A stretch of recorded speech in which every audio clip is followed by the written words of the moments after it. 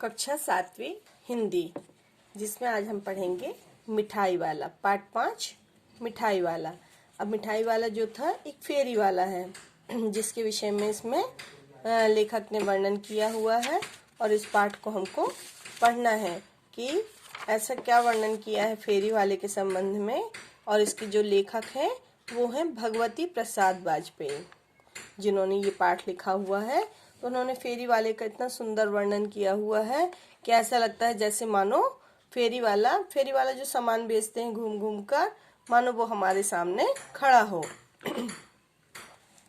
बहुत ही मीठे स्वरों के साथ वह गलियों में घूमता हुआ कहता, बच्चों को बहलाने वाला खिलौने वाला।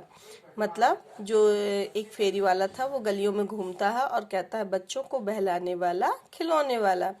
इस अधूरे वाक्य को वह ऐसे विचित्र किंतु मादक मधुर ढंग से गाकर कहता कि सुनने वाले एक बार अस्थिर हो उठते थे और उसके स्नेहाभिशक्ति मतलब प्यार से सराबोर कंठ से फूटा हुआ, कंठ यानी गला से फूटा हुआ गान सुनकर निकट के मकानों में हलचल मच जाती थी। निकट के मकान, जो आसपास मकान बने हुए थे, उसका गाना सुनकर उसमें हलचल मच जाती थी। कैसी हलचल मचती थी? छोटे छोटे बच्चों को अपनी गोद में लिए युवतियां चिकों को उठाकर छज्जों पर नीचे झांकने लगती। अब देखो, चिको मतलब क्या होता है कि जो बांस की तीलियों से बना हुआ एक पर्दा होता है, जो ज़्यादातर मकानों में छाया के लिए लगाया जाता है, पर्दे जैसा।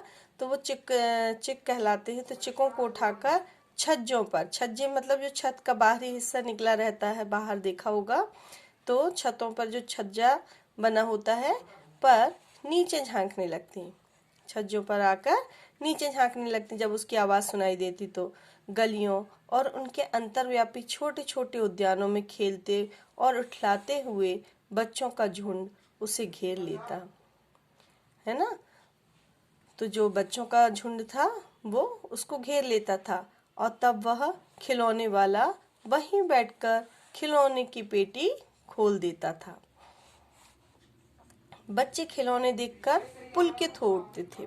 पुलकित होना यानी खुश होना। तो प्रसन्न हो उठते थे, खुश हो उठते थे। वे पैसे लाकर खिलौने का मोल भाव करने लगते। अपने घर से पैसे लेकर आते और मोल भाव करते, पूछते इसका दाम क्या है। वो बच्चों की तोतली भाषा में इसका मतलब इसका दाम क्या है, और इचका तो वो बच्चों की तोतली भाषा लिखी हुई है कि इसका मतलब इसका। खिलौने वाला बच्चों को देखता और उनकी नन्ही नन्ही उंगलियों से पैसे ले लेता और बच्चों की इच्छा अनुसार उन्हें खिलौने दे देता। खिलौने लेकर फिर बच्चे उछलने कूदने लगते और फिर खिलौने वाला उसी प्रकार गाकर कहता, बच्चों को बहलाने वाला खिलौने वाला। सागर की हिलोर की भांति उसका यह मादक गान गली भर के मकानों में इस ओर से उस ओर तक लहराता हुआ पहुंचता और खिलौने वाला आगे बढ़ता जाता। सागर की जो हिलोरें होती हैं वो ऊपर नीचे होती हैं, तो वैसे ही वो गा कर, उसका कभी स्वर ऊंचा होता तो कभी नीचा होता, और गाकर वो गलियों में घूमते हुए खिलौने बेचता। राय विजय बहादुर के बच्चे भी एक दिन खिलौने लेकर घर आए। अब यहाँ पे कोई विजय बहादुर व्यक्ति हैं जिनके बच्चे भी उससे खिलौने लेते। वे दो बच्चे थे, चुन्नू और मुन्नू। चुन्नू जब खिलौने लेकर आया तो बोला, मेला घोला कैंचा छुंदल है। मतलब बच्चे की तोतली भाषा लिखी हुई है कि जब वो घोड़ा लेकर आया तो मेला घोला कैंचा छुंदल है। मुन्नू बोला, और देखो मेला कैंचा छुंदल है। मतलब उसने भी अपने घोड़े को सुंदर बताया। तो इस प्रकार ये खिलौने वाले से उन दोनों बच्चों ने खिलौने लिए। दोनों अपने हाथी घोड़े लेकर घर में उछलने लगे। इन बच्चों की माँ रोहिणी कुछ देर तक खड़े खड़े उनका खेल निरखती रही। अंत में दोनों बच्चों को बुलाकर उसने पूछा, अरे ओ चुन्नू मुन्नू, वे ये खिलौने तुमने कितने में लिए हैं? अब उसकी माँ ने उनसे दाम पूछा कि ये खिलौने तुमने कितने में लिए हैं? मुन्नू बोला 2 पैसे में। खिलौना दे गए। तो उसने क्या बताया? मुन्नू बोला 2 पैसे में खिलौना दे गए। तोतली भाषा में वो उत्तर दे रहा है अपना।